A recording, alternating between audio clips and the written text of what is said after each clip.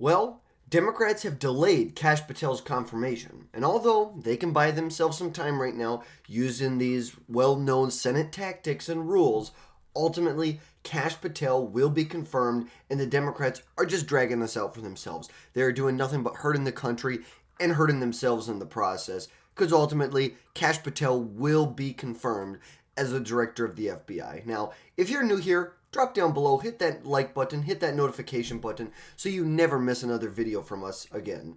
So Kash Patel, who is he's a Trump loyalist, and is President Trump's pick to lead the FBI, is going to be delayed by 1 week using a well-known Senate Judiciary Committee tactic. Now, Patel, who was a trial attorney in the United States Department of Justice.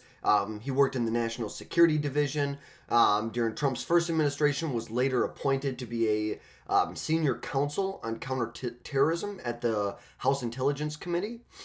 And then during Trump's first administration, he became a senior aide to Representative Devin Nunes, who was at the time the chair of the Intelligence Committee. Now, Patel played a huge role in the GOP opposition to the Russia-Trump collusion investigations that occurred for the 2016 elections.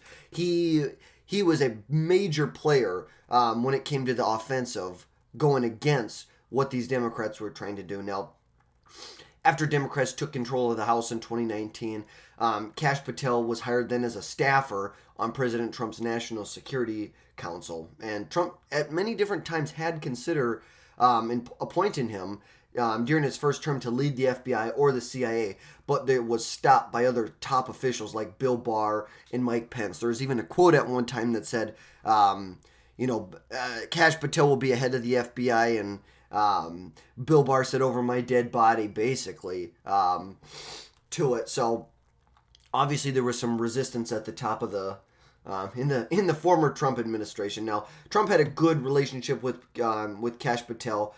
Patel was loyal to him during his hiatus away from the White House during the Biden administration. Now, although Democrats have bought themselves a week worth of time now,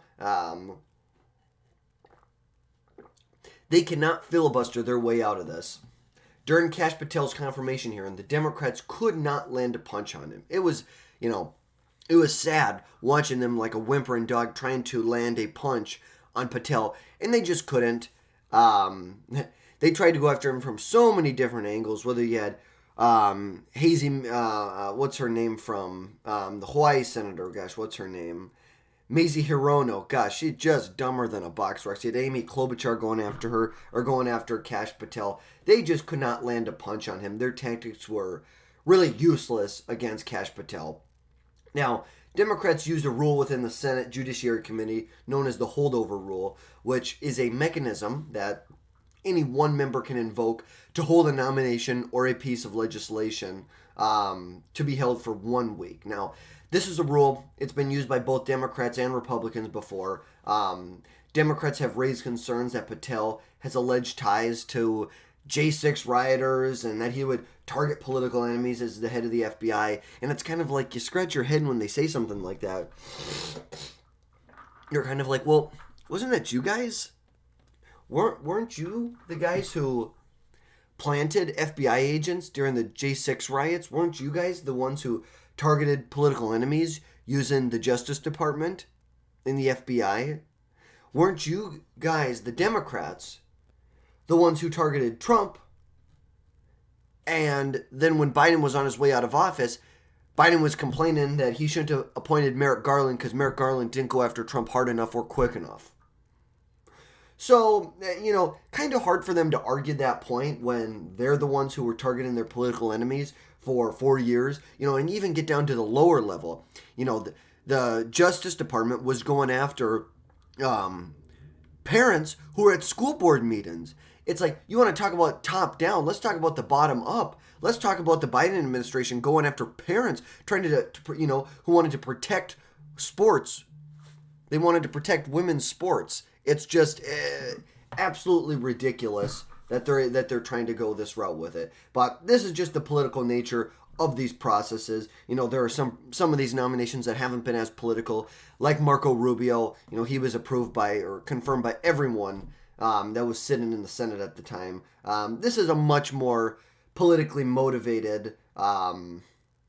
It's much more politically motivated, and really, right now, it's just an obstruction of the Trump administration. The Democrats are going to do everything. We've talked about it so much. Democrats are going to do anything they can to obstruct the GOP, to obstruct the Trump administration. But really, the only risk in this for Patel right now is that something more damning could be uncovered about him in the next week before a vote would take place, and that could ultimately lead for a vote to be, pushed off even further, and more investigations are going to have to happen. But I'm really not too concerned about it at this point. Really just not that concerned about something else coming out, because ultimately, it's my belief Patel is going to be confirmed, and as of now, I don't believe any Democrats are going to join the GOP in voting to confirm Kash Patel. As of right now, nobody's come out. And if confirmed, it will be along a pretty close party line vote. But there have been a couple of GOP, now I wouldn't say holdouts, but as of the confirmation, none have publicly stated that they oppose him. But there have been a few names that have been thrown around that some may have some internal reservations about this, like Bill Cassidy, Susan Collins, Mitch McConnell, Lisa Murkowski, John Thune. Now, McConnell, Murkowski, Collins, I understand that. Mitch McConnell, he's just kind of in a weird world right now. I don't know if anybody watched that interview that came out with, was it on Face the Nation or he had an interview recently. His age is showing, and apparently he tripped again a day or two ago. His age is showing. But Lisa Murkowski, she's been I don't want to say obstructionist to the Trump administration, but she has been a slight pain in the ass of the Trump administration. And Susan Collins, she's from a much more moderate state, like Maine. She is a much more moderate candidate. Bill Cassidy, not really sure, he had shown some reservations to RFK Jr. over some alleged words that RFK Jr. said about how he may not support all vaccines. So, and John Thune, that would really surprise me if John Thune came out against Kash Patel. But we're going to see what the next week brings us. And for now, we just got to give it the week, see where we're at, where the cards lay out in a week from now. So let me know your thoughts. Do you want Kash Patel to get confirmed? Do you feel like there's more information being hidden? What are your thoughts on everything? And don't forget to like, subscribe, and share. Until next time.